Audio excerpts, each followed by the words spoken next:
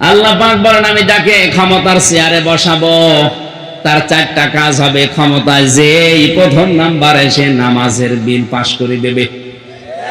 এই দায়িত্ব আমির হামজার। এক কথা বলুন, এই দায়িত্ব সভাপতির কার? যিনি দায়িত্বে আছে মেন জায়গায় তার। আল্লাহ তার নাম ধরে বলেছেন আল্লাযীনা ইম্মাক্কান্নাহুম ফিল আরদ। ক্ষমতার চেয়ারে যেই লোকটা বসবে তার প্রথম দায়িত্ব নামাজের বিল আনা। বাংলাদেশে আজ চুরি, ডাকাতি, ছিনতাই, রাহাজানি, ধর্ষণ বন্ধ করার জন্য একটা বিধানে যথেষ্ট, নামাজ। এটা কায়েম করে দেন, এমনি বন্ধ হয়ে যাবে। এগুলো আমি গ্যারান্টি দিচ্ছি কোরআনের দিকে তাকিয়ে। ইন্নাস সালাতা তানহা আনিল ফাহশাই ওয়াল মুনকার। অবশ্যই নামাজ নামাজিকে অশ্লীল ফাহিশা কাজ থেকে বিরত রাখবে। শুধু রাখবে বলেননি আল্লাহ, ইন্না দিয়েছেন রাখবে। আল্লাহর গ্যারান্টি মিথ্যা? আমরা তো মিথ্যা বাসছি, কারণ আমরা তো নামাজ পড়ি না। এই জন্য ছিনতাই বন্ধ হয় না, এই জন্য চুরি ডাকাতি বন্ধ হয় না, ধর্ষণ বন্ধ হয় না। এগুলো বন্ধ করার জন্য নামাজ দরকার আছে না নেই? যতদিন রাষ্ট্রীয়ভাবে নামাজ কায়েম না হয়, মুসলিম হিসাবে আমার নিজের ফরজ দায়িত্ব মনে করে আজরাইল যতদিন না আসে ফরজ নামাজ আমরা ছেড়ে দেব না। এই পারবেন এটা? কিয়ামতে যত প্রশ্ন করা হবে সর্বপ্রথম কিন্তু এই প্রশ্ন আগে, আউয়ালু মা ইউহাসাবু বিহিল আবদু ইয়াউমাল কিয়ামাতিস সালাহ। কিয়ামতে সর্বপ্রথম প্রশ্ন হবে বান্দা নামাজ পড়তে কিনা বল। যারা নামাজ পড়েন না কি জবাব দেবেন আপনি? অথচ আয়াত নাযিল হওয়ার পর, এই হাদিস বলার পর সাহাবায়ে কেরামের ভেতরে আমল করার এত স্পৃহা দেখা দিয়েছে। হযরতে আব্দুল্লাহ আনসারী রাদিয়াল্লাহু তাআলা আনহুর জীবনীতে পেয়েছি, উনি মসজিদে যেতেন সবার পেছনে, আসতেন সবার আগে। হযরত ওমর একবার নালিশ দিলেন, ইয়া রাসূলুল্লাহ, এই লোকটা আসে সবার পেছনে চলে যায়, আপনার সালাম ফেরানো হতে হতে মনে হয় মুনাফিক। নবীজি বললেন আন্দাজে ধারণা করা যাবে না, চলো দেখি। বাড়িতে গেলেন, সালাম দেওয়ার পরে 3 বারের পরে তিনি বের হয়ে আসলেন। ডাক দিয়ে বলে, আব্দুল্লাহ, তুমি জানো আমি নবী যদি কারো উপরে নারাজ হয়ে যায়, মহান আল্লাহ তার উপরে নারাজ হয়ে যায়। তোমার বাড়ির সামনে এসে আমি 3 বার ডাক দিলাম, এত দেরি করলে কেন আসতে? হযরতে আব্দুল্লাহ বলে, ইয়া রাসূলুল্লাহ, আপনার মুখে আমি শুনেছি কিয়ামতে নাকি সর্বপ্রথম আল্লাহ নামাজের হিসাব নেবেন। আমার স্বামী স্ত্রীর মাত্র একটাই পোশাক আছে নামাজ পড়ার মতো, সতর ঢেকে নামাজ পড়ার মতো একটাই পোশাক আছে, বাকি যা আছে ওগুলো দিয়ে নামাজ আদায় করা যায় না। এই জন্য এই যে ঝুপড়ির মতো গর্ত মতো দেখেন, অল্প কিছু কাপড় পরি আমার স্ত্রীকে ওখানে রেখে চলে যায়, জলদি করে জামাতে নামাজ ধরি, কারণ জামাতে নামাজ পড়লে 27 বার নামাজ পড়ার সওয়াব পাওয়া যায়। তাড়াতাড়ি নামাজ শেষ করে আমার চিন্তা আসে আমি আপনার বয়ান শুনি, কথা শুনি, কিন্তু যখনই মনে হয় যে না আমি একা না, আমার স্ত্রীকেও জাহান্নাম থেকে বাঁচানো লাগবে, তাড়াতাড়ি করে নামাজ শেষ করে সালাম ফিরিয়ে আমি দিয়ে দৌড়। বাড়িতে এসে ওই গর্তের ভেতরে ছোট পোশাক পরে আমি বসে থাকি, স্ত্রী আমার নামাজে দাঁড়ায়। আমি কোরআনের আয়াত জানি, ও আনফুসাকুম ওয়া আহলিকুম নার। ওহে যারা ঈমানের দাবি করো, নিজেকে জাহান্নাম থেকে যেমন বাঁচাবে তোমার আহল পরিবারদেরকেও বাঁচাও। এখানে একটা কথা আছে, শুধু নিজে বাঁচা জাহান্নাম থেকে ফরজ, নিজে বাঁচা বলেন না কেন? আর স্ত্রী পরিবার সন্তানাদি যারা আছে তাদের বাঁচানো ফরজ, তাদের বাঁচানোর চেষ্টা যেটা করবেন এই চেষ্টাটা ফরজ। তারা যদি না বাঁচতে চায় তাহলে আপনার দায়িত্ব নেই, কিন্তু চেষ্টা করা এটা ফরজ আপনার জন্য। জান্নাত পাবেন কিনা সে গ্যারান্টি তো এখনো হাতে আসেনি। হযরত ওমরের হাতে এসেছিল, আবু বকরের হাতে এসেছিল, রিদওয়ানুল্লাহি তাআলা আলাইহিম আজমাইন। আমাদের হাতে এসেছে? বলেন বলেন। অথচ এই ছোট্ট একটা আমল যদি আমরা করি, দস্তরখানায় পড়ে যাওয়া ভাত বা তরকারি যাই বলেন, এই খাবারটা তুলে খেয়ে ফেলতে পারে। জান্নাতে যাওয়ার যে মহিলা, যে সমস্ত হুর আছে তাদের সাথে বিবাহের যে দেনমোহর, এইটার দ্বারা আদায় হয়ে যাবে। তা বিশ্বাস করা যায় যে আমাদের আল্লাহ জান্নাত দেবে যদি এই আমল আমরা করি। দ্বিতীয় নম্বরে, যদি কেউ মসজিদে কোনো ময়লা আবর্জনা টোকরা পড়ে থাকে, নিজ দায়িত্বে যদি তুলে ফেলে দেয়, তার জন্য এই সুসংবাদ আছে। এই দুইটা কাজ আমাদের জীবদ্দশায় আল্লাহ যেন দান করেন। মায়েদা শব্দের আর একটা অর্থ হচ্ছে এই পৃথিবীর বিস্তীর্ণ খাবারের ভান্ডার। তামাম দুনিয়াটা আল্লাহ মায়েদা হিসাবে সাজিয়ে রেখেছেন। এই যে ফসলের দিকে তাকান, বিভিন্ন রকমের ফসল, তামাম দুনিয়া ভর্তি করা, মনে হচ্ছে একটা খাবারের প্লেট। তাহলে মায়েদা মানে দস্তরখানা, খাবারের প্লেট। এ সূরার নামকরণ শেষ হয়ে গেল। 120টা আয়াত আছে, কয়েকটা ভাগে সূরাটা ভাগ করা হয়েছে। আমরা যেখান থেকে আলোচনা করছি, আলোচনার বিষয় হচ্ছে বন্ধু। কি বললাম? শব্দটা ছোট্ট, কিন্তু এর যে এত প্রভাব মানব জীবনে। আল্লাহ বন্ধু এই শব্দ দিয়ে একটা আয়াত নিজে ঘোষণা দিচ্ছেন, তাও শব্দের প্রথম হচ্ছে ইন্নামা। এখানে যারা আরবি গ্রামার বোঝে জিজ্ঞাসা করেন, ইন্নামা শব্দ কোন শব্দের বাক্যের আগে যদি আসে, অর্থ দাঁড়ায় বাংলায় একমাত্র, কেবলমাত্র। এইটাই আল্লাহ বোঝাতে চাচ্ছেন, এজন্য ইন্নামা এই শব্দ দিয়ে আয়াত শুরু করে। নবীজি নূরের তৈরি না মাটির তৈরি, এই নিয়ে বাংলাদেশে ঠেলাঠেলি আছে না নেই? আল্লাহ পাক জবাব দিয়েছেন, কুল ইন্নামা আনা বাশারুম মিসলুকুম ইউহা ইলাইয়া। হে নবী, আপনি বলেন আমি কেবলমাত্র, শুধুমাত্র তোমাদের মতোই মানুষ। তাহলে আয়াত দ্বারা ইন্নামা দিয়ে আল্লাহ কেবলমাত্র, শুধুমাত্র এইটা বোঝাতে চেয়েছেন। এই আয়াত যেটা পড়লাম এ পর্যন্ত বুঝেছেন কিনা? নবীজির মর্যাদা দিতে গিয়ে অনেকে আল্লাহর উপরে তুলে ফেলছে, অনেকে সাহাবীর মর্যাদা দিতে গিয়ে নবীর উপরে তুলে ফেলছে। না, প্রত্যেকের ধাপ আছে আলাদা আলাদা। আপনি সাহাবীকে নবীর সমান করতে পারেন না, বুঝতেছেন? তামাম দুনিয়ার সব সাহাবী মিলে একজন নবীর মর্যাদা পাবে, তামাম দুনিয়ার সব নবী রাসূল মিলে আল্লাহর মর্যাদা পাবে। যেখানে যার স্থান ওইটা ওই জায়গায় ওখানে দেওয়া লাগবে। আল্লাহ পাক বলেন, নবী আপনি তামাম দুনিয়ার মানুষকে এই কথা বলেন, আমি কিন্তু কেবলমাত্র, শুধুমাত্র তোমাদের মতোই মানুষ। হ্যাঁ, পার্থক্য আছে। ইউহা ইলাইয়া, আমার প্রতি ওহী আসে, তোমাদের প্রতি আসে না, এটাই পার্থক্য। তাছাড়া আপনি যাই ফতোয়াবাজি করেন না কেন, এই আয়াত কোরআন থেকে আপনি তুলে দিতে পারবেন। আপনার মহব্বত তো কোরআনের আয়াতের উপরে যেতে পারে না। কথা বুঝতেছেন? হ্যাঁ, আমি নিচে নামলাম না।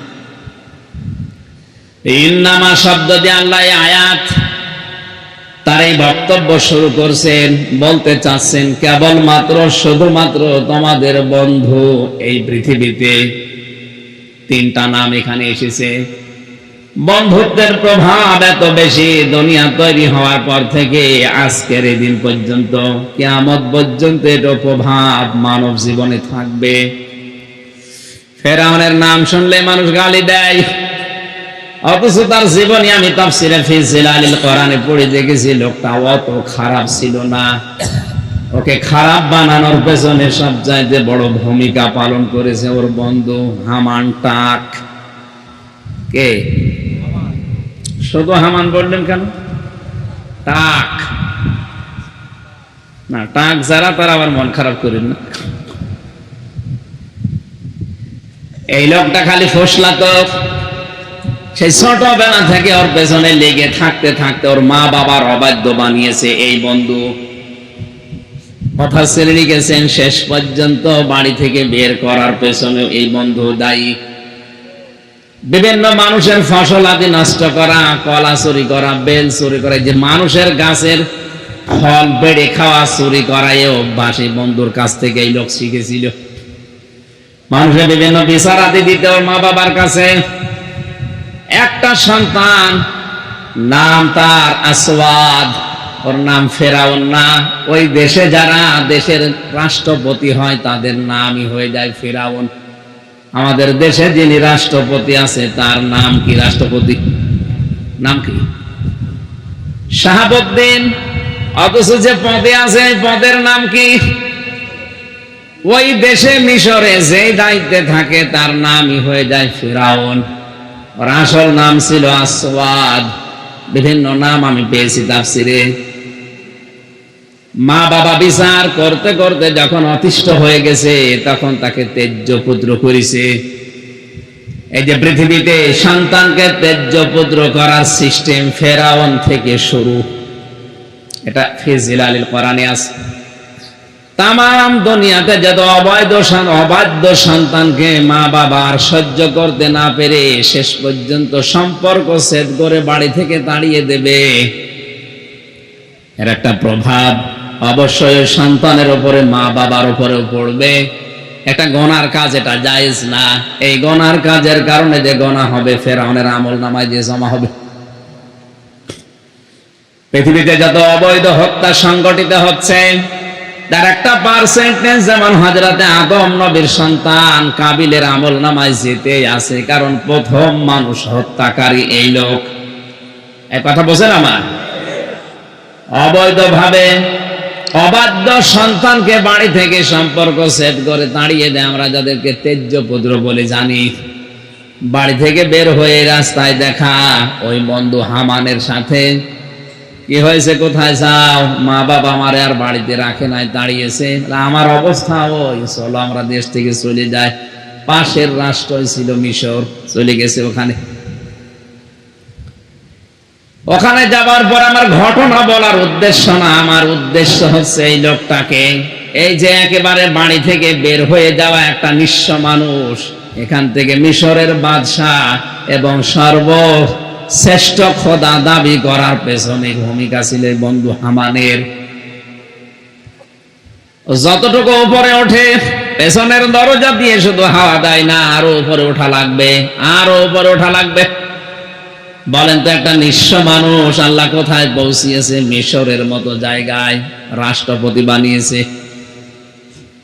আর ওর বন্ধুকে বানিয়েছিল স্বরাষ্ট্রমন্ত্রী। আবার বার খোঁচাতে থাকে, না তোমার আরো উপরে ওঠা লাগবে। ও বলে আর কত উপরে উঠবো, আর জায়গা নেই। আর একটা জায়গা আছে, তুমি বলো আনা রব্বুকুমুল আ'লা, আমি তোমাদের বড় রব।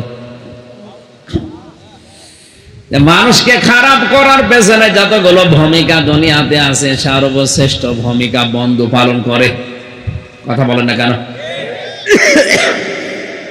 শনি মানুষের মেয়ে নিয়ে চলে যায়, ও একা একা জীবনও সাহস পাওয়ার কথা না। অধিকাংশ পেছনে দেখবেন খোঁজ নিয়ে বন্ধুরা দায়ী।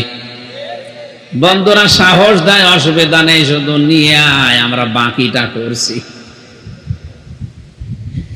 মানুষ একবারে বিড়ি সিগারেট খাওয়া শেখে না, ডাল বাবা গাঁজা এগুলো একবারে শেখে না। শেখার জন্য যে লোকটা ভূমিকা পালন করে তার নাম আরো জোরে।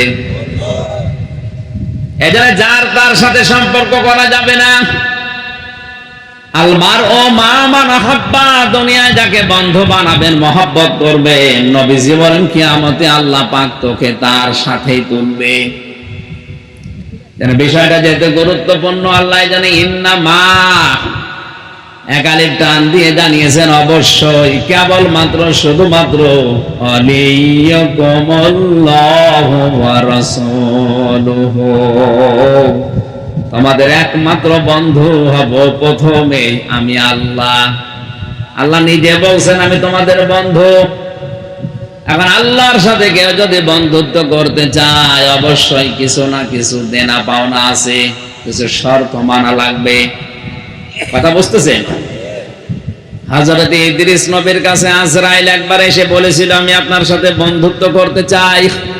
উনি বলে না, আমি বন্ধুত্ব করি না যার তার সাথে, কারণ ওই প্রভাব আমার ভেতরে পড়বে। তবে তুমি যখন ফেরেশতা এসেছো আমি রাজি আছি, আমার 3টা শর্ত পূরণ করা লাগবে। ফেরেশতা এসেছে সরাসরি, তারপরেও তিনি রাজি না একবারে বন্ধুত্ব করার জন্য। আর আমাদের এক প্যাকেট বিড়ি দিলে আমরা রাজি হয়ে যাই। খুব হিসাব করে সামনের জীবনে চলবেন। যার তার সাথে বন্ধুত্ব করা যাবে না, কিয়ামতে আবার না জানি তার সাথে ওঠা লাগে কিনা। আপনি এখনই নিজের বিবেককে বলেন তো, যার সাথে আপনার ভালোবাসা বন্ধুত্ব, কিয়ামতে যদি ওই লোকটার সাথে আপনাকে আল্লাহ ডাকে, ওর যা চরিত্র আপনি তো জানেন, এই কথা বলেন না কেন? আপনার কি মনে হয় যা ওর সাথে কিয়ামতে ডাকলে আল্লাহ আপনাকে মাফ করবে? বলছেন না, তার মানে তো ধরা খাবে। আপনি এখনো থামেন। মুহাম্মদ রাসূলুল্লাহ জানিয়েছেন, দুনিয়াতে আমি যদি আল্লাহ বাদে কাউকে বন্ধু হিসাবে গ্রহণ করতাম, তে আবু বকরকে বন্ধু হিসাবে গ্রহণ করতাম। যেহেতু আল্লাহ বাদে আমার আর কারো দরকার নেই, যেন আমি কাউকে বন্ধু মানি না, আমার একমাত্র বন্ধু আল্লাহ। বন্ধুত্বের সম্পর্ক তার এমন জায়গায় পৌঁছিয়েছে, হেরা গুহার শুধু নাম শুনে গেলাম সারা জীবন, তার বাস্তবতা কি? এই যে গারে সূর যেখানে নবীজি পালিয়েছিলেন 3 দিন 3 রাত, কাফেররা ওই জায়গায় দাঁড়িয়ে কথা বলছে, ভেতর থেকে শোনা যাচ্ছে। হযরতে আবু বকর পর্যন্ত বলেছিলেন, ইয়া রাসূলুল্লাহ, আমরা মনে হয় ধরা পড়ে গেলাম। আল্লাহর নবীর ঈমান যদি আবু বকরের মতো হতো, নবীজিও কিন্তু হতাশ হয়ে পড়তেন। এত বড় কঠিন মুহূর্তে পা দেখা যাচ্ছে কাফেরদের, একটু নিচু হলেই ধরে ফেলবে। এই কঠিন মুহূর্তেও বিশ্ব নবী বলেছিলেন, লা তাহজান ইন্নাল্লাহা মা'ানা। কোন ভয় নেই, কোন চিন্তা নেই, অবশ্যই আল্লাহ পাক আমাদের সাথে আছে। এখানে মা শব্দ দ্বারা সঙ্গে, সাথে, বন্ধুত্ব এরকম কিছু বোঝায়।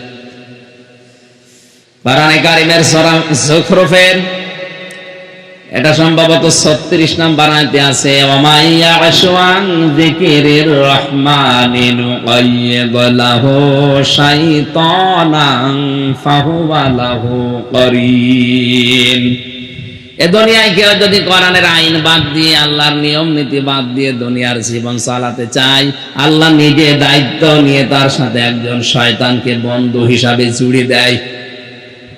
তাহলে মারা মানের সঙ্গে, মারা মানের সাথে বন্ধুত্বের বিষয় বোঝাতে মা শব্দটা আসে। আরবি গ্রামার অনুযায়ী মারা শব্দটা প্রায় 7টা অর্থে ব্যবহার হয়। এর একটা অন্যতম কায়দা, যদি কারো সাথে সম্পর্ক বৃদ্ধি করার জন্য কিছু বোঝাতে চান, তাহলে মা ব্যবহার করা হয়। এটা বালাগাত মান থেকে পাবেন। আল্লাহর নবী এত বড় কঠিন মুহূর্তেও যার সাথে তার বন্ধুত্ব ছিল, তিনি ওই সময় বলেছিলেন, না আমরা দুইজন না, আমাদের সাথে আর একজন বন্ধু আছে, তিনি আমাদের আল্লাহ।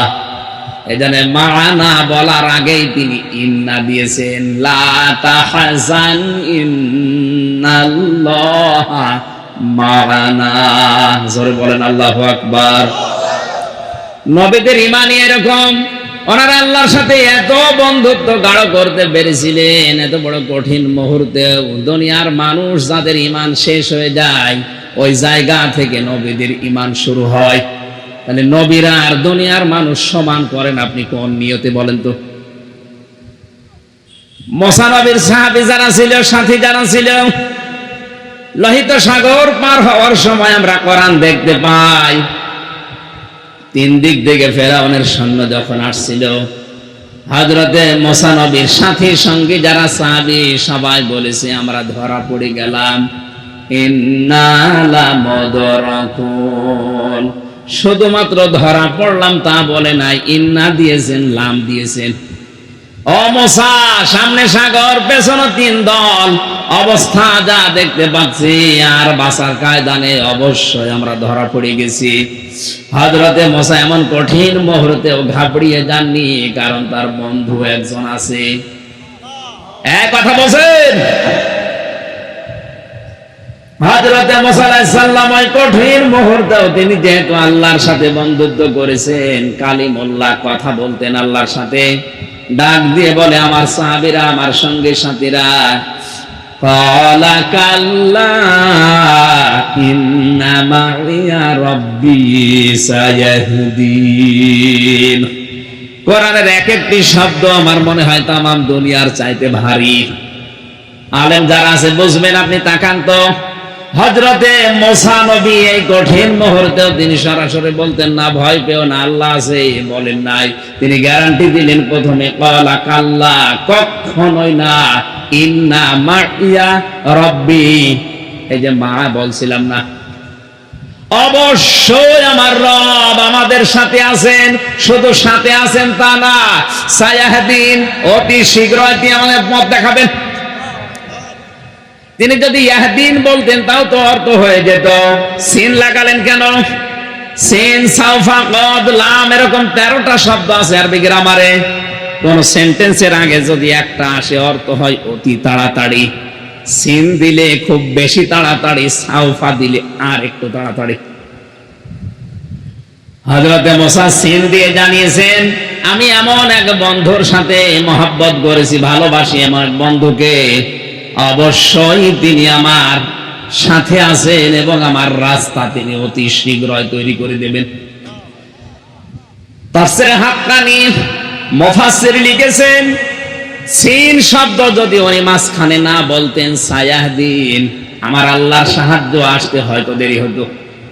আল্লাহ মুসা নবীর ঈমানকে, তার এই বন্ধুর ঈমানকে এত বেশি পছন্দ করেছিলেন, এই সিন দেওয়ার কারণে সঙ্গে সঙ্গে জিবরাইলকে বলছে ওনার কানে, বলো, ওয়াওহাইনা ইলা মুসা আন ইদরিব বিআসাকাল বাহর, হে নবী মুসা, আপনার বন্ধু আমাকে পাঠিয়েছে, আপনার হাতে যে 8 লাঠি আছে, এই লাঠিটা দিয়ে শুধু সামনে দরিয়ায় আঘাত করেন, বাকি যা করার আল্লাহ নিজে করবে।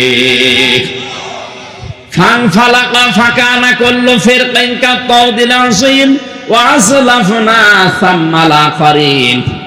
আমি আয়াত পড়ার জন্য এখান থেকে শিক্ষা বের করতে চেয়েছি, এই বন্ধু যার যত বেশি বড় হবে তার বিশ্বাস যত বাড়বে।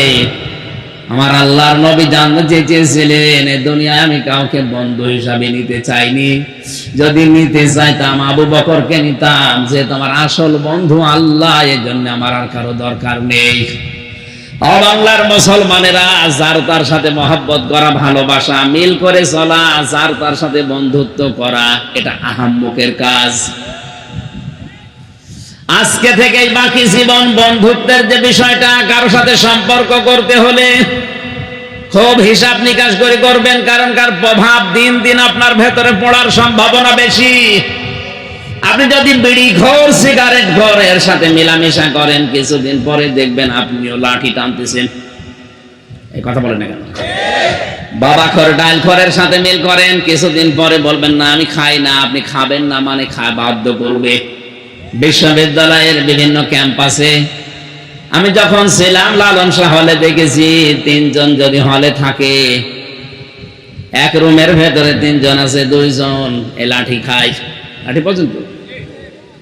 অনেকে বাবা খায়, ডাল খায়, একজন যদি বলে না আমি ওর ভেতরে নেই, ওই খাতে থাকতে থাকতে বাধ্য করে একদিন বলে, আর কি মাথা নিচু করে মন খারাপ করে বসে আছো, এই যে টান দাও, এক টানে সব চিন্তা দূর হয়ে যাবে। প্রথমে এক টান দেয়, আস্তে আস্তে করে দেখা যাচ্ছে ও বিড়ি সিগারেট খোর হয়ে যায়। কথা বলেন ঠিক কিনা? এতক্ষণ পর্যন্ত আলোচনার সামারাইজ করে এইটাই বের করতে পেরেছি, যার তার সাথে আমরা আজকে থেকে আর বন্ধুত্ব। এই কথা বলেন, এটা শুধু দুনিয়ার বিষয় হলে আমি বলতাম না, এটা আখিরাতের সাথে সম্পর্কিত। যার সাথে মহব্বত, ভালোবাসা, বন্ধুত্ব হবে, কিয়ামতে কিন্তু তার সাথে আপনি উঠবেন। আল্লাহ জানে ইন্নামা শব্দ দিয়ে আয়াত শুরু করলেন, কেবলমাত্র শুধুমাত্র তোমাদের বন্ধু আমি আল্লাহ। আল্লাহু ওয়ালিয়ুল্লাযীনা আমানু, আমি আল্লাহ কার বন্ধু জানো? দুনিয়ায় যারা ঈমান আনে, আমি আল্লাহ নিজে তাদের বন্ধু হয়ে যাই। 750 কোটির উপরে মানুষ এই দুনিয়ায়, মাত্র 175 কোটি মানুষের আমাদের ঈমান আছে, আমরা দাবি করি আমরাই শুধু আল্লাহর বন্ধু, বাকি যা আছে 550 কোটি সব আল্লাহর শত্রু। বন্ধুর বিপরীত শব্দ কি? এক কথা বলছেন আপনি আর যাই করেন, হ্যাঁ বন্ধুত্বের হয়তো লেভেল আছে, আপনি ওই লেভেলে যেতে পারেননি। বন্ধু এমন একটা গুরুত্বপূর্ণ শব্দ, কোরআনে কারিমে আল্লাহ আয়াত নাযিল করেছেন বন্ধুর ব্যাপারে, আলা ইন্না আউলিয়া আল্লাহি লা খাউফুন আলাইহিম ওয়ালা হুম ইয়াহজানুন। সূরা ইউনূসের 62 নম্বর আয়াত। ওই ভালো করে জেনে রাখো, আলা শব্দটা সাবধান করার জন্য দেওয়া হয়। এই জন্য আলা সাবধান, ইন্না আউলিয়া আল্লাহ, আমি আল্লাহর ওলি যারা, বন্ধু যারা, ওলির বহু বচন আউলিয়া, আমার বন্ধু যারা, তাদের কোনো ভয় নেই, চিন্তা নেই। এ গ্যারান্টি কার? আরো জোরে বলেন। এখন বন্ধু তো হওয়া লাগবে। এখন যদি বলেন আমারও তো ঈমান আছে, আমিও বন্ধু, না। বন্ধু যদি কেউ দাবি করে, ঈমান যদি তার ভেতরে থাকে, অবশ্যই সে ঈমানের জন্য নিরাপত্তা পাবে এবং হেদায়েতের উপরে থাকবে। আল্লাযীনা আমানু ওয়া লাম ইয়ালবিসু ঈমানাহুম বিযুলমিন ঈমানিহিম বিযুলমিন উলাইকা লাহুমুল আমনু ওয়া হুম মুহতাদুন। একটু খেয়াল করবে না, যারা ঈমান আনে এদেরকে বন্ধু বলে ঘোষণা দিলেন কে? বলেন। যারা ঈমান আনে আমি আল্লাহ তাদের বন্ধু। এই বন্ধুর কি কাজ জানো? ওয়ালাম ইয়ালবিসু ঈমানাহুম বিযুলমিন, আমার এই বন্ধুরা ঈমান এনেছে, এই জন্য তাদের ঈমানের সাথে জুলুমের লিবাস পরাবে না। এখানে জুলুম মানে শিরক, জুলুম মানে মানুষের তৈরি করা আইন। ঈমান আনার পরেও যারা শিরকের সাথে নিজের ঈমানকে মিলিয়েছে, ঈমান আনার পরেও যারা মানুষের তৈরি করা আইন কানুন প্রতিষ্ঠার জন্য দল করে, আন্দোলন করে, আল্লাহ বলেন এদের নিরাপত্তা আমি আল্লাহর কাছে নেই, এরা আমার বন্ধু না। এ কথার লোড কত টের পাচ্ছেন আপনি?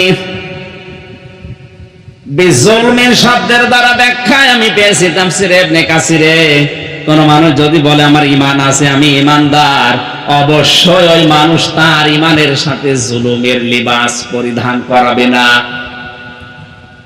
জুলুম মানে সবচাইতে বড় জুলুম দুনিয়ায় শিরক করা। বড় জুলুম কি? আরো জোরে বলেন। শিরক কাকে বলে? না, আল্লাহ যেটা পারে ওইটা অন্য কেউ পারে, এই বিশ্বাস করার নাম। জবান খোলেন। আল্লাহ যেটা পারে ওইটা অন্য কেউ পারে, বিশ্বাস করার নাম। মন থেকে জবাব দেবেন, এই পৃথিবী চালাতে যে আইন লাগে এটা দিতে পারে শুধুমাত্র কে? এটা আমি বানালাম নাকি? ইয়াকুলুনা হাল্লানা মিনাল আমরি মিন শাইইন, সূরা আলে ইমরান 164 না 54 নাম্বার আয়াতের মাঝের অংশে আছে। এটা 4 নাম্বার পারার 9 নাম্বার পৃষ্ঠার 3 নাম্বার লাইনে পাবেন। আল্লাহ পাক বলেন, হে নবী, ওরা জিজ্ঞাসা করে যে দুনিয়া তৈরি করেছে, এই দুনিয়া চালাতে তো আইন লাগে, এই আইন তৈরি করার ক্ষমতা আমাদের আছে? আপনি বলছেন মানে? আল্লাহ নিজে পরের আয়াতে জবাব দিচ্ছে, কুল ইন্নাল আমরা কুল্লাহু লিল্লাহ। হে নবী, আপনি দুনিয়ার মানুষকে এই কথা বলেন যে আইন তৈরি করার একমাত্র ক্ষমতা কার? আরো জোরে। সুতরাং আল্লাহর এই ক্ষমতা যারা নিজের হাতে তুলে নিয়েছে,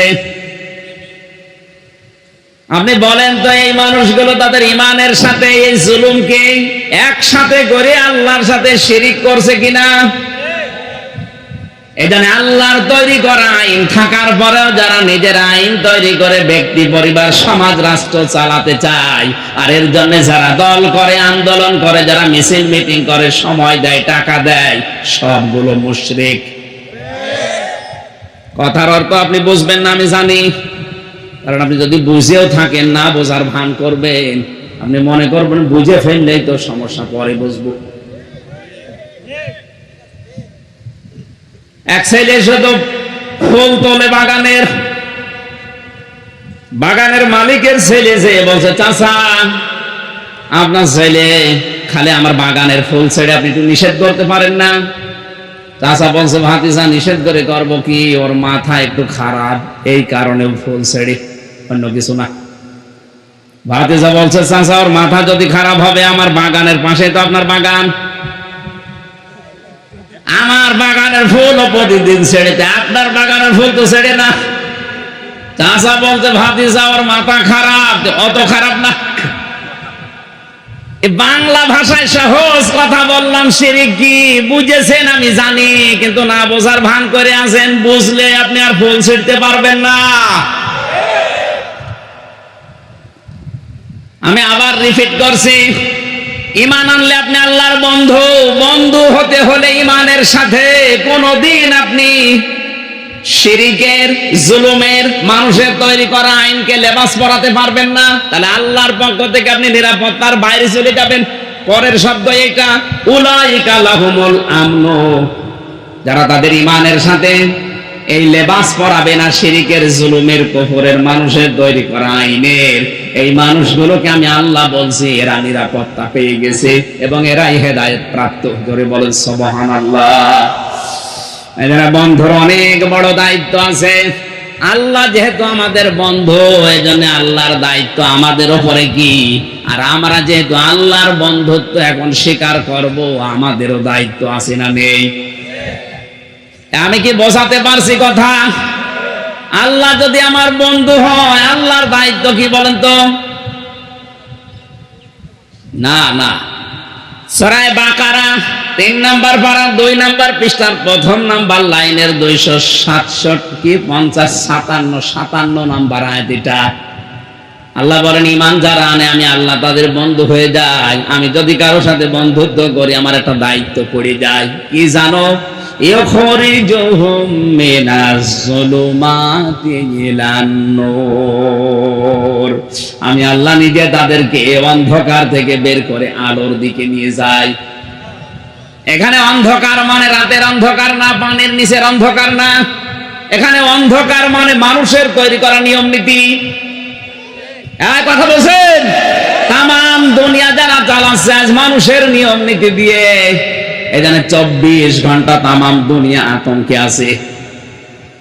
জেলখানার উপরে লেখা আছে এটা সংশোধনাগার। কে বলেছে সংশোধনাগার?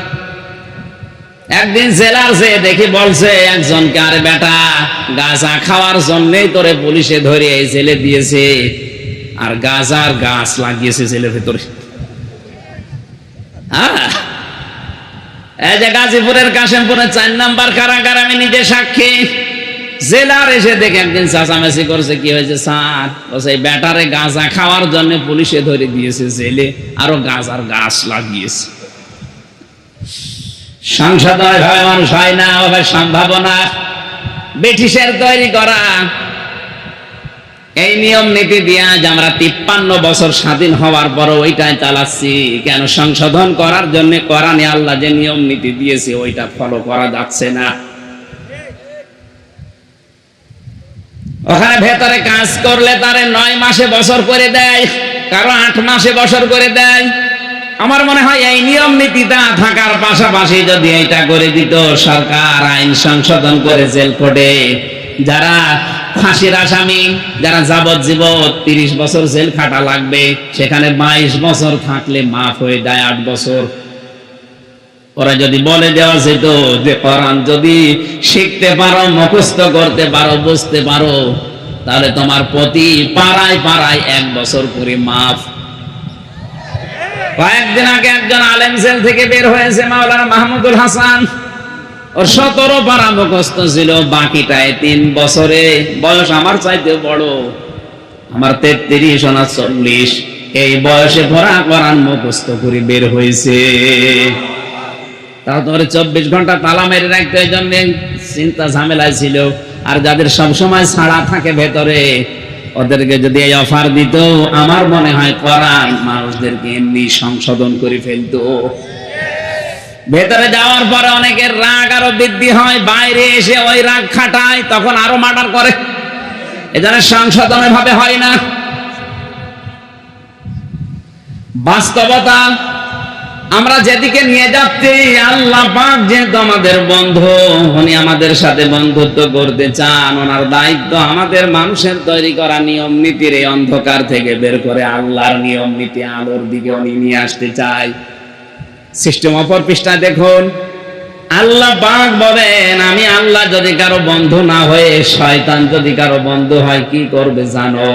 আল্লাযীনা কাফারু, পরে কি, হ্যাঁ, আউলিয়াউহুমুত তাগুতু ইখরিজুনাহুম মিনান নূরি ইলাজ যুলুমাত। আল্লাহ পাক বলেন, শয়তান যদি কারো বন্ধু হয়ে যায়, এই তাগুত কারো বন্ধু হলে তারও দায়িত্ব আছে। সে কি করে জানো? আলোর পথ থেকে বের করে অন্ধকারের দিকে নিয়ে যায়। এখানে আলো আল্লাহ এক বচন দিয়েছেন, আর জুলুমাত বহু বচন দিয়েছেন। এজন্য অন্ধকারের পথ হাজারো, শিরিকের পথ অন্ধকারের পথ, কুফরের পথ অন্ধকারের পথ, বেদাতের পথ অন্ধকারের পথ, জুলুমের পথ অন্ধকারের পথ। এক কথা বুঝতেছেন? মানুষের তৈরি করা আইন এগুলো অন্ধকারের পথ। শয়তান মানুষদেরকে আল্লাহর ইসলাম থেকে বের করে করে ওই সমস্ত জুলুম, শিরিক, কুফর, বেদাতের দিকে নিয়ে যায়। এটা তার বন্ধুত্বের দাবি। এজন্য আমাদের উচিত হচ্ছে, আমরা যদি আল্লাহর সাথে বন্ধুত্ব করি, আল্লাহ পাক যদি আমাদেরকে এই নিয়ম নীতি অন্ধকার থেকে বের করে ইসলামের দিকে, আলোর দিকে নিয়ে আসে, তাহলে বুঝবেন আপনি আল্লাহর বন্ধু হয়েছেন। এবার আসেন শর্তে। কোন মানুষ যদি আল্লাহর বন্ধুত্বের দাবি করে, তাকে 4টা শর্ত দুনিয়ায় পূরণ করা লাগবে। কয়টা? আরো জোরে। 1 নম্বরে, আল্লাহ যে চিঠি পাঠিয়েছেন বন্ধুত্ব করার জন্য, চিঠি তারে পড়া লাগবে। রমজান কোরআন নাজিলের মাস, এই চিঠি পাওয়ার মাস। আজকে থেকে সিদ্ধান্ত নিয়ে বাড়ি যাবেন, যতদিন আমি এই চিঠি শুদ্ধ করে না পড়তে পারবো ততদিন আমার কোনো দম নেই। এক কথা বুঝতেছেন? রমজান মাস এসেছে, চলে যাবে। আজকে 6 রোজা চলছে। দেখতে দেখতে আর 24টা দিন পার হয়ে গেলে বছরে মাস আবার 1 বছর পরে ঘুরে আসতেও পারে, আপনার কাছে নাও আসতে পারে। কিন্তু আপনি যদি এখন সিদ্ধান্ত নিয়ে যান যে আমি আল্লাহর সাথে বন্ধুত্ব করতে চাই, আর আল্লাহ তার বন্ধুত্বের প্রথম শর্ত দিয়েছে যে তার এই চিঠি শুদ্ধ করে পড়া লাগবে, আমি যেভাবেই হোক এটা শুদ্ধ করে পড়বই, এই নিয়ে তো যদি লেগে পড়েন, আলিফ বা তা সা পড়েন, আপনি অসুবিধা নেই। এই অবস্থায় পড়তে পড়তে যদি মারা যান, আপনি তালেবে ইলম হয়ে মরবেন, আপনার কোনো হিসাব নেই।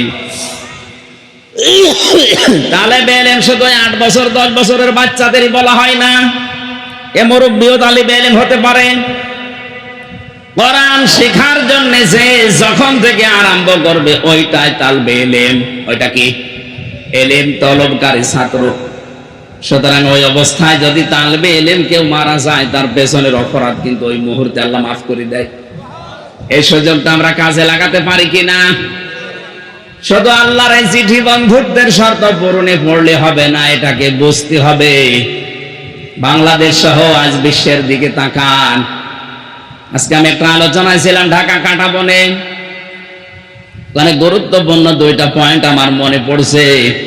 আজ ইহুদিরা মাত্র 60 লাখের মতো ফিলিস্তিনে, ইসরায়েলে, অথচ তামাম দুনিয়ার 750 কোটি মানুষ শাসন করছে। 60 লাখ মানুষ।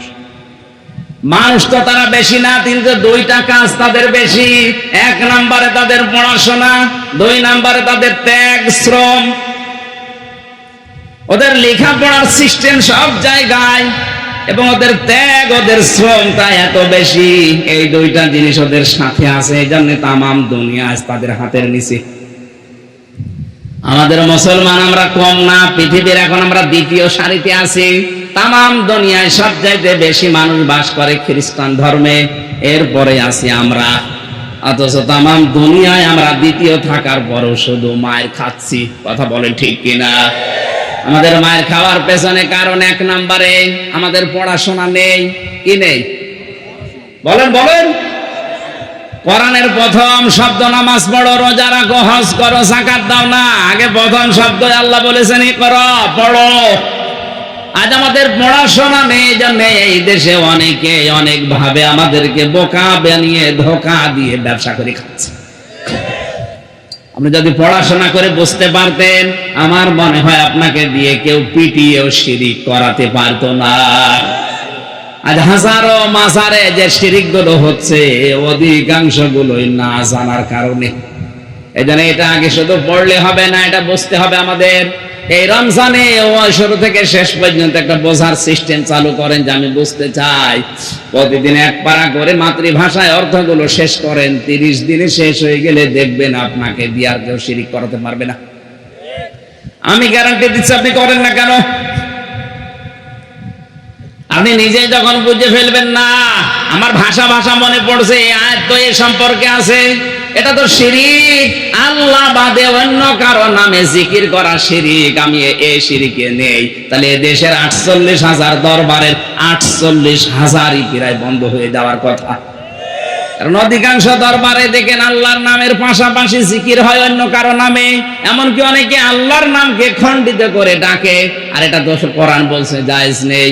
আলিল্লাহিল আসমাউল হুসনা ফাদউহু বিহা ওয়া যারুল্লাযিনা ইলহিদুনা ফি আসমাই। আল্লাহর বহু সুন্দর নাম আছে, ডাকো তাকে, কিন্তু সাবধান আল্লাহর নাম খণ্ডিত করে, ইলহাদ করে, উল্টা পাল্টা করে, কাটছাঁট করে ডাকবা না। সুতরাং যারা ইয়ালি বাবা, শালি বাবা, দয়াল বাবা, পাগলা বাবা, আগলা বাবা করে ডাকছে, ওর তো একেবারেই মাইনাস। আর যারা আল্লাহর নামকে খণ্ডিত করে ডাকছে হো হো, এটাও মাইনাস। এক কথা বলে না কেন? যারা আল্লাহর কালেমাকে ভাগ করে ইল্লাল্লাহ ইল্লাল্লাহ বলে ডাকছে, তারাও মাইনাস হয়ে যাবে। কারণ ইলহাদ শব্দের শাব্দিক অর্থ হচ্ছে উলট পালট করা। কে আপনাকে পারমিশন দিয়েছে আল্লাহর এই কালেমাকে ভাগ করার? বলেন। কোরআনে আল্লাহ তাই দিয়েছেন লা ইলাহা ইল্লাল্লাহ, শুধু লা ইলাহা এতটুকু আল্লাহ কোরআনে বলতে পারতেন না? আপনার বানানো যুক্তি, খোড়া যুক্তি আমরা মানি না। আপনি দেখাবেন রাসূলের 63 বছরের জীবনে এরকম ছিল কিনা? এক কথা বলেন না কেন? একটা হাদিস আপনি, একটা আয়াত আপনি কোরআন থেকে নিয়ে আসতে পারবেন যে পড়া জীবনে নবীজি এরকম জিকির কোনদিন করেছে? নবীজি যেটা করে নাই, কোন কারণে আপনি এটা বানিয়ে মানুষের ভেতরে ইবাদত বলে চালাচ্ছেন? বলেন। বানানো দলিল যদি আপনি বানান যে ওমা ইয়াগফিরুয যুনুবা ইল্লাল্লাহ, এই যে কোরআনে আছে ইল্লাল্লাহ, এই জন্য আমি বলছি আরে বেটা এটা ইস্তেফহাম, এটা প্রশ্নবোধক চিহ্ন, ইন্টারোগেটিভ সেন্টেন্স। এটা আল্লাহ পাক বলতে চাচ্ছেন সূরা আলে ইমরানের আয়াতে যে ওমা ইয়াগফিরুয যুনুবা ইল্লাল্লাহ, আমি আল্লাহ বাদে গুনাহ মাফ করার কেউ আছে কি? আরে ভাই, এটা প্রশ্ন করছে আল্লাহ, কেউ কি আছে আমি আল্লাহ বাদে গুনাহ মাফ করার? আর ও বলছে না, এই যে ইল্লাল্লাহ পাওয়া গেছে, এই জন্য আমরা বলছি কুল লা ইয়ালামু মান ফিস সামাওয়াতি ওয়াল আরদিল গায়বা ইল্লাল্লাহ। এটা সূরা কাসাসের ভেতরে আছে, নামলের ভেতরে আছে, 20 নাম্বার পারার 1 নাম্বার পৃষ্ঠা 13 নাম্বার লাইনে আছে। আল্লাহ পাক বলেন নবী আপনি বলেন আসমান জমিনে আমি আল্লাহ বাদে কেউ গায়েব জানে কি? এটা ইন্টারোগেটিভ সেন্টেন্স। এই শব্দ জুড়ে নিয়ে কেউ যদি বলেন এই তো পাওয়া গেছে, এই এখন থেকে শুরু করো। আপনি এই জন্য বলছেন পুরো কোরআনটা একবার পড়েন, আপনাকে কেউ ধোঁকা দিয়ে বোকা বানিয়ে ইবাদত করাতে পারবে না। আপনি নিজেই বুঝে ফেলবেন না এত বানানো। কারণ আল্লাহর নামের সাথে কোনো ইলহাদ চলবে না, কাটছাঁট। এই কথা বুঝতেছেন?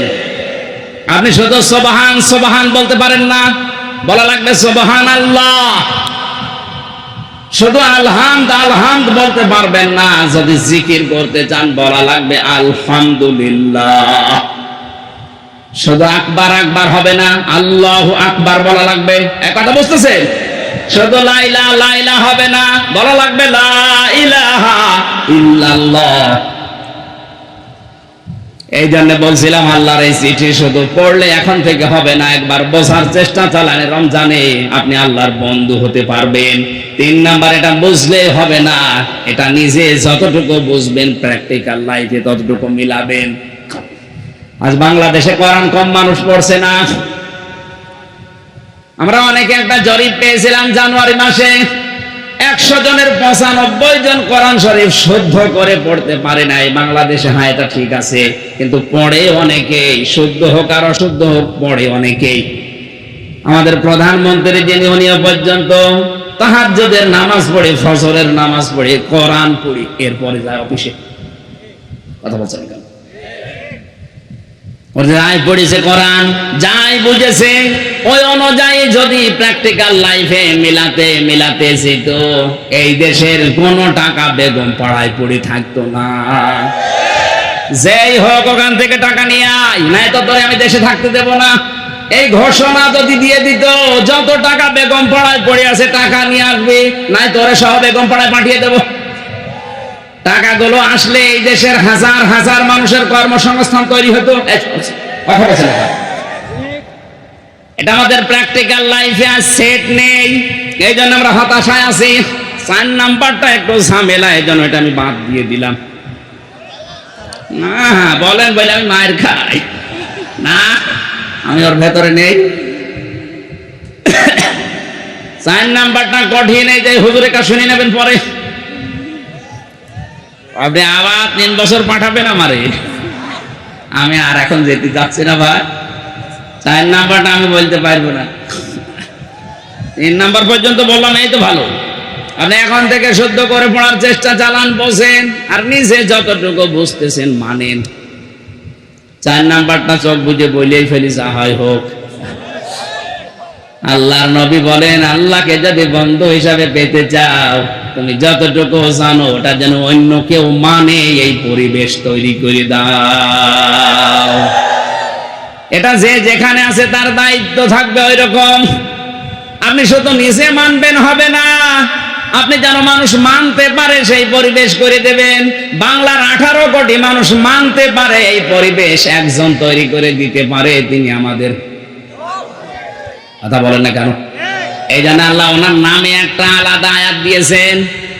এখন যদি বলেন হাসিনা নামে কোন আয়াত বলেন? আছে কি? আমাকে বানানে বলছে, বানিয়ে বলছে?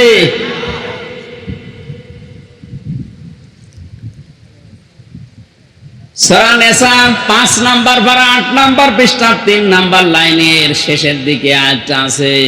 আমাদের প্রধানমন্ত্রীর নামই আল্লাহ ধরেছে, আমি ধরতে পারলাম না। আল্লাহ পাক বলেন, মাইয়ুতিইল্লাহা ওয়ার রাসূলা ফাউলাইকা মা'আল্লাযীনা আন'আমাল্লাহু আলাইহিম মিনান নাবিয়্যিনা ওয়াস-সিদ্দীকিনা ওয়াশ-শুহাদা'i ওয়াস-সালিহিন ওয়া হাসানা উলাইকা রাফীকা। আল্লাহ ওনার নামে একটা আয়াত দিয়েছেন, সূরা হাজর 41 নাম্বার আয়াত। আল্লাযীনা ইম্মাক্কান্নাহুম ফিল আরদি আকামুস সালাতা ওয়া আতাবুজ যাকাহ ইলা আখিরি আয়াত। আল্লাহ পাক বলেন, আমি যাকে ক্ষমতার চেয়ারে বসাবো তার 4টা কাজ হবে। ক্ষমতায় যেই প্রথম নাম্বারে সে নামাজের বিল পাস করে দেবে। এই দায়িত্ব আমির হামজার। এক কথা বলুন, এই দায়িত্ব সভাপতির। কার? যিনি দায়িত্বে আছে মেন জায়গায় তার। আল্লাহ তার নাম ধরে বলেছেন, আল্লাযীনা ইম্মাক্কান্নাহুম ফিল আরদ। ক্ষমতার চেয়ারে যেই লোকটা বসবে তার প্রথম দায়িত্ব নামাজের বিল আনা। বাংলাদেশে আজ চুরি, ডাকাতি, ছিনতাই, রাহাজানি, ধর্ষণ বন্ধ করার জন্য একটা বিধানে যথেষ্ট, নামাজ। এটা কায়েম করে দেন, এমনি বন্ধ হয়ে যাবে এগুলো, আমি গ্যারান্টি দিচ্ছি। কোরআনের দিকে তাকিয়ে, ইন্নাস সালাতা তানহা আনিল ফাহশাই ওয়াল মুনকার, অবশ্যই নামাজ নামাজিকে অশ্লীল ফাহিশা কাজ থেকে বিরত রাখবে। শুধু রাখবে বলেননি আল্লাহ, ইন্না দিয়েছেন রাখবে। আল্লাহর গ্যারান্টি মিথ্যা? আমরা তো মিথ্যা পাচ্ছি, কারণ আমরা তো নামাজ পড়ি না। এই জন্য ছিনতাই বন্ধ হয় না, এই জন্য চুরি ডাকাতি বন্ধ হয় না, ধর্ষণ বন্ধ হয় না। এগুলো বন্ধ করার জন্য নামাজ দরকার আছে না নেই?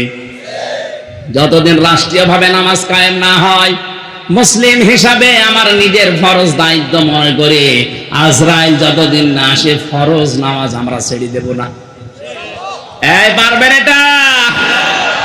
কিয়ামতে যত প্রশ্ন করা হবে সর্বপ্রথম কিন্তু এই প্রশ্ন আগে, আউয়ালু মা ইউহাসাবু বিহিল আবদু ইয়াউমাল কিয়ামাতিস সালাহ। কিয়ামতে সর্বপ্রথম প্রশ্ন হবে বান্দা নামাজ পড়তে কিনা বল।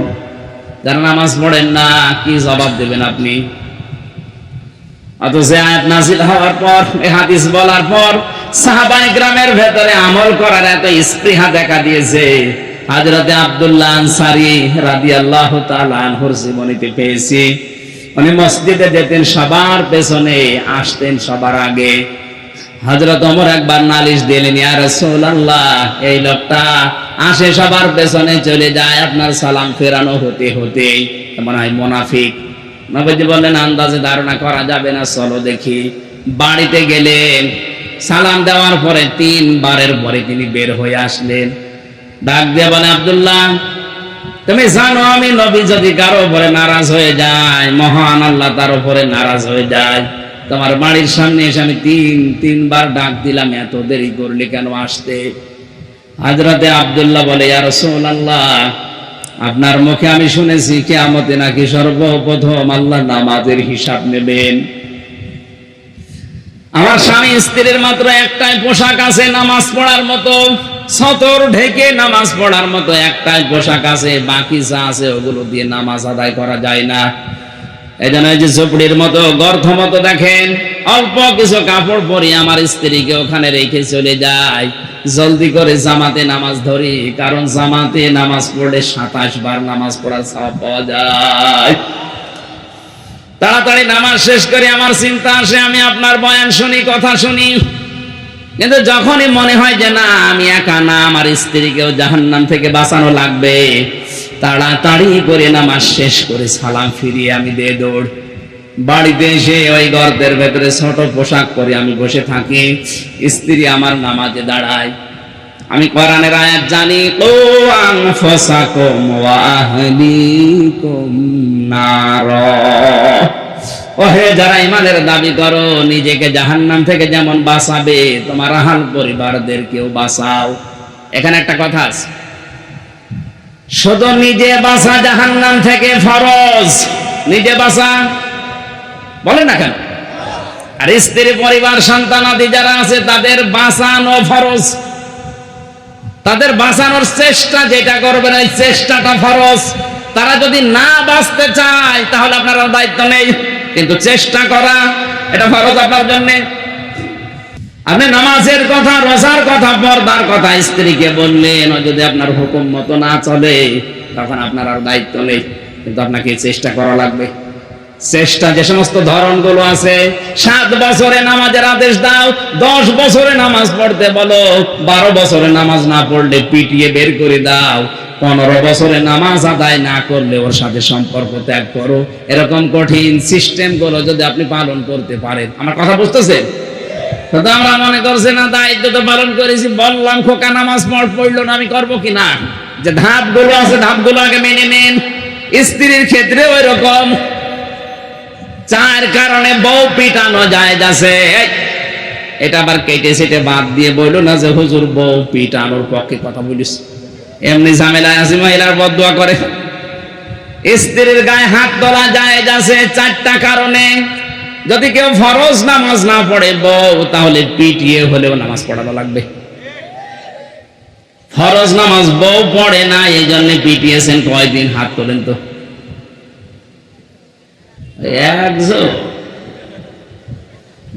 তারপর একটা ইমানদার আছে,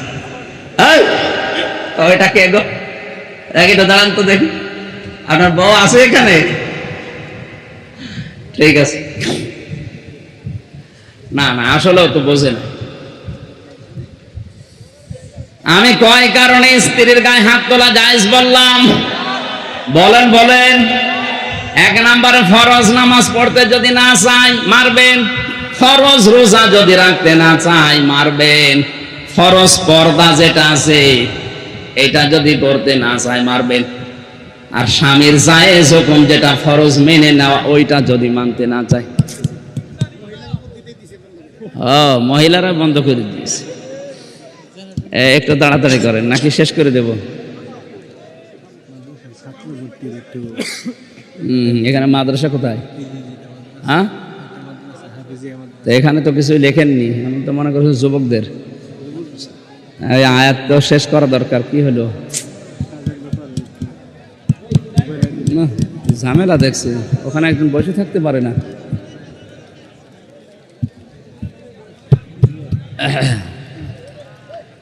সুবহানাল্লাহ আলহামদুলিল্লাহ লা ইলাহা ইল্লাল্লাহ সুবহানাল্লাহ।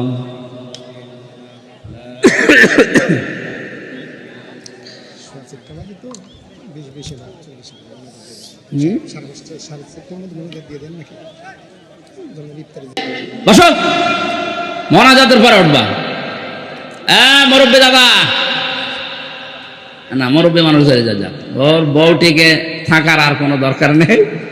যুবক মানুষ উঠবেন না, মুরব্বী মানুষ হয়ে যা। আমার ভাইরা, এই যে 4 কারণের কথা বলছিলাম, এই 4 কারণের ভেতরে যদি আপনি পান, পিটাবেন, মারবেন, কিন্তু 4 জায়গায় মারা জায়েজ নেই। স্ত্রী লোকের মাথায় মারা জায়েজ নেই, মুখে মারা জায়েজ নেই, বুকে মারা জায়েজ নেই, পিঠে মারা জায়েজ নেই। মারা যাবে মাথা থেকে পা পর্যন্ত, লাঠি হবে কোদালের আষাঢ়ি, 1 বিঘত পরিমাণে লাঠি, মেসাকের মতো, তাও নিজের হাত দিয়ে ধরা লাগবে। অনেকে কায়দা করে পিলাস দিয়ে ধরে বড় করে মারে। তার মানে স্ত্রীর গায়ে হাত তোলা ঠিক না, এটা ইতর মানুষের কাজ। সংসার যদি না টিকতে মনে বলে বা না টেকে আপনি গায়ে হাত তুলবেন না, বাদ দিয়ে দেন। কথা বুঝতেছেন? বউ মারে যারা, ওগুলো ইতর। কি ভাই লোক অন্তত এবার খুশি যে আমাদের গায়ে আর হাত তোলার। আমার স্ত্রীকে বাঁচাতে হবে জাহান্নাম থেকে, এই কারণে তাকে নামাজে দাঁড় করিয়েছি। এসে আপনি যখন ডাক দিচ্ছিলেন, আমার স্ত্রীর প্রথম রাকাত চলছিল, নামাজের অবস্থায় আমি তাকে ডাকবো কি করে? দ্বিতীয়বার ডাক দিয়েছেন, তৃতীয়বার ডাক দিয়েছেন। স্ত্রী দাঁড়াতাড়ি নামাজ শেষ করে ওই গর্তের ভেতরে ছোট পোশাক পরে বসেছে। আমি ওই যে পোশাকটা নিয়ে আপনার সামনে চলে এসেছি। হে নবী, যদি বেয়াদবি হয় আমারে মাফ করে দেন। বিশ্ব নবী আমার কেঁদে ফেললেন, ডাক দিয়ে বলে, সাহাবীরা কি মনে করছিলে তোমরা? আর এর অবস্থা কোন জায়গায় পৌঁছিয়েছে? একটাই মাত্র পোশাক ছিল নামাজের মতো স্বামী স্ত্রীর, এরপরও জামাতে ফরজ নামাজ আমার সাহাবী ছেড়ে দেয়নি। নবীজি তাকিয়ে দেখলেন উঠানের উপর একটা বাচ্চা বাঁধা, চেন দিয়ে, শিকল দিয়ে, দড়ি দিয়ে, রশি দিয়ে বেঁধে রেখেছে, ছোট্ট বাচ্চা। আল্লাহ নবী বললেন, আব্দুল্লাহ আনসারী, তোমার কথা শুনে আমি খুশি হয়েছি, কিন্তু এ কি করেছো? এতটুকু বাচ্চা বেঁধে রেখেছো, তুমি এত নিষ্ঠুর কেন? সাহাবী বলে, হে রাসূল, আমার স্ত্রী তো ছোট পোশাক পরে বাইরে আসতে পারে না, ওই পোশাকটা নিয়ে আমি কর্মজীবনে যাই খাদ্যের সন্ধানে, খাবারের জন্যে।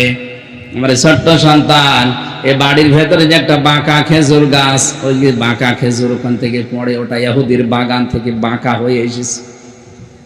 পাকা পাকা খেজুর ওখান থেকে পড়ে। আমার সন্তান না বলে হয়তো খেয়ে ফেলতে পারো, তো ছোট মানুষ বোঝে না। আমি মুসলমান দাবি করি, আপনার মুখে শুনেছি লা ইয়াদখুলুল জান্নাতা জাসাদুন গুযিয়া বিল হারাম। ওই শরীর জান্নাতে যাবে না যেটা হারাম দালালিতে পালিত হয়। আমার সন্তান হারাম জিনিস খেয়ে শরীর বানাবে, ও তো জাহান্নামে যাবে। ওকেও বাঁচানো আমার দায়িত্ব। এই জন্য কষ্ট হলেও যতক্ষণ বাইরে থাকি ওরে শিকল দিয়ে বেঁধে রাখি। আমার মনে হয় এরকম মানুষ মুসলমান এখন আমাদের দেশে ভরি ভরি। কোথায় আছে আল্লাহর বিধান আমাদের সামনে? এদিন আমাদের এখান থেকে শিক্ষা নেওয়া লাগবে।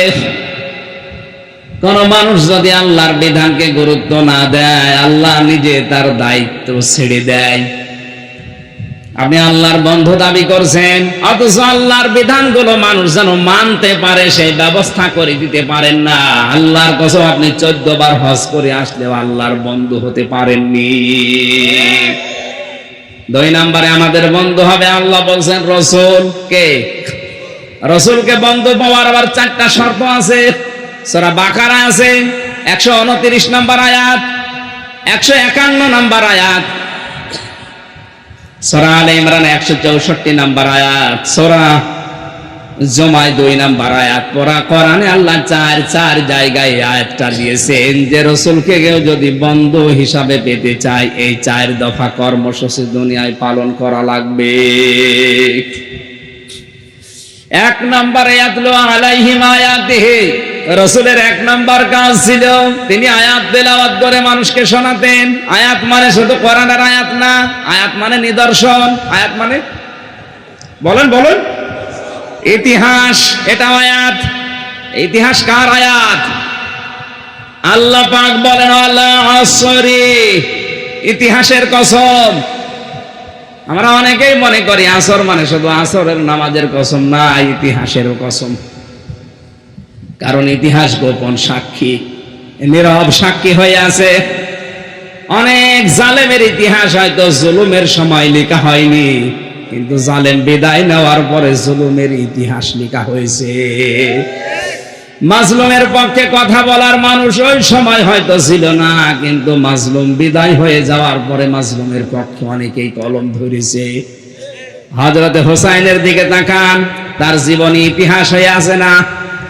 এক কথা বলেন না কেন?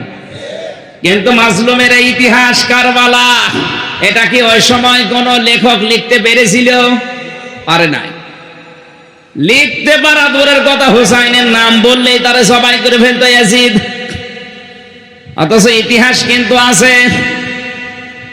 আজ ইতিহাস কারবালা আমরা পড়লেই দেখি ইয়াজিদকে ঘৃণিত আনন্দিত করে ফেলেছে, আর হোসাইন মাজলুম ছিল, তাকে আমার আল্লাহ বিজিত আনন্দিত করে দিয়েছে। ইয়াজিদটা এখন গালি হয়ে গেছে, কেউ ইয়াজিদার নাম রাখে? বলেন এখানে একটা মানুষের নাম ইয়াজিদ আছে? নেই। ইয়াজিদটা এখন গালি। কেউ যদি বলে ভাই আপনার ছেলে হয়েছে ইয়াজিদ রাখেন, 5000 টাকা দেবো, বলে ওই ইয়াজিদ নাম, অথচ একটা সুন্দর নাম ইয়াজিদ। ওই দেশের কেন্দ্রীয় মসজিদেরও খতিব ছিল, অথচ নামটা আল্লাহ ঘৃণিত করে দিয়েছে জালেম হওয়ার কারণে। এটা আসে ইতিহাসে। কোথায়? কোরআনে আছে? হ্যাঁ, নেই, ইতিহাসে আছে। কোথায় আছে? এজন্য ইতিহাস স্মরণ করিয়ে দেওয়ার সিস্টেম এটা, নবীদের সিস্টেম, রাসূলদের সিস্টেম। আজ যারা নবীওয়ালা কাজ করছেন, কই আপনাকে তো আমি ইতিহাসের শিক্ষা নিয়ে দাওয়াত দিতে দেখি না। ইতিহাসের শিক্ষা নিয়ে দাওয়াত দিলেই তো সমস্যা হয়ে যাচ্ছে। আমরা তো ইতিহাসগুলো স্মরণ করিয়ে দেখায় যে জালেম হলে কিন্তু এই অবস্থা হয়। জালেম ছিল আবু জেহেলের বাড়ি এখন ইন্টারন্যাশনাল পায়খানা বানিয়ে দিয়েছে আল্লাহ। আপনার নাম যতই সুন্দর হোক, যদি জুলুম করে যান, হয়তো ইতিহাস এখন কেউ লিখছে না, লিখবে একদিন। সেদিন আপনার বাড়িকে আল্লাহ ইন্টারন্যাশনাল পায়খানা বানিয়ে দিতে পারে।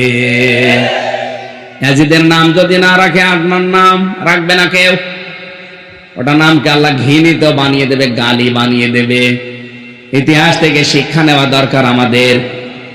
আমি এখন বিস্তারিত বলতে পারছি না, সময়গুলো সংক্ষেপ করে আমি সামারাইজ করে ফেলছি। এই আয়াতগুলো 4টা আয়াত বললাম, আপনি বাড়িতে যে একটু বাংলাটা দেখে নিন তাফসীর সহ। 3 নম্বরে তোমাদের বন্ধু হবে ইমানদার। বাংলাদেশে ইমানদার ওইটা যার ভেতরে 3টা গুণ পাওয়া যাবে। আল্লাযীনা ইউকিমুনাস সালাতা, যারা নামাজকে দাঁড় করানোর জন্য চেষ্টা চালায়। ওয়ায়ুতুনা যাকাতা, সম্পদ থাকলে যাকাত দেয়। কিসের? আপনার শরীরটাও তো সম্পদ। এই সম্পদের যাকাত আছে না নেই? বলেন। আল্লাহর নবী বলেন এই পৃথিবীর প্রতিটি জিনিসের যাকাত আছে। শরীরের যাকাত হচ্ছে রোজা রাখা। এই রমজান রোজা রাখার জন্য আল্লাহ দিয়েছে। হাতির মতো শরীর নিয়ে রোজা রাখেন আর বলো হুজুর আমার গ্যাস মানে রোজা রাখলে গ্যাস আরো ভালো হয়। ফামান শাহিদা মিনকুম আশ-শাহরা ফালিয়াসুমহু, দুনিয়ায় কেউ যদি রোজার মাস পায়, আল্লাহ পাক বলেন সে যেন অবশ্যই রোজা রাখে। এই নির্দেশ কার? সুতরাং যারা রোজা রেখেছেন আলহামদুলিল্লাহ, যারা রাখতে পারেন না আজকে থেকে শুরু করবেন। কারণ রমজানের একটা রোজা তামাম দুনিয়ার সারা বছর রোজা করলেও পূরণ হবে না। প্রতিটি জিনিসের যাকাত হিসাব করে যারা দেয়, সম্পদের যাকাতে যে এখন শুরু করছে অনেকে, এমন এমন চালাক মানুষ আছে 7.5 ভরি সোনা হলে যাকাত দেওয়া লাগে, এই জন্য 7 ভরি কিনে আর হাফ ভরি কিনে না, বলে দরকার নেই। অন্যান্য সম্পদ আবার আলাদা আলাদা কিনে রেখেছে, 7 ভরি পর্যন্ত শেষ, 7.5 ভরি আমি জীবনও করব না। অথচ যাকাতের যে সিস্টেম গুলো আছে, আপনার ব্যবসায়িক মাল, আপনার পরিবারের যে মাল আছে, ব্যাংকে যে টাকা পড়ে আছে, শুধু ব্যবহারিক জিনিসপত্র বাদ দিয়ে 1 বছরে খেয়ে দে যদি 75,000 টাকার উপরে কারো কাছে টাকা থাকে, তার 100 টাকায় 2.5 টাকা যাকাত দেওয়া। কি যারা এই যাকাত দেবে তারা হবে ইমানদারের বন্ধু। আর যাকাত আছে জরিমানা মনে করে অনেকে যাকাতকে। অহুম রাকিউন, যারা রুকুকারীদের সাথে রুকু করে, তার মানে আল্লাহর বিধানকে সমাজে প্রতিষ্ঠা করার জন্য যারা ঐক্যবদ্ধ হয়। রুকু মানে শুধু এভাবে মাথা নত করা না, আল্লাহর বিধানকে রূপ দেওয়ার জন্য যারা ঐক্যবদ্ধ হচ্ছে, এরাই রুকুকারী। এই 3টা গুণ যাদের ভেতরে আছে, এই মানুষগুলো হচ্ছে ঈমানদার। আর এদের সাথে বন্ধুত্ব করার নির্দেশ কার?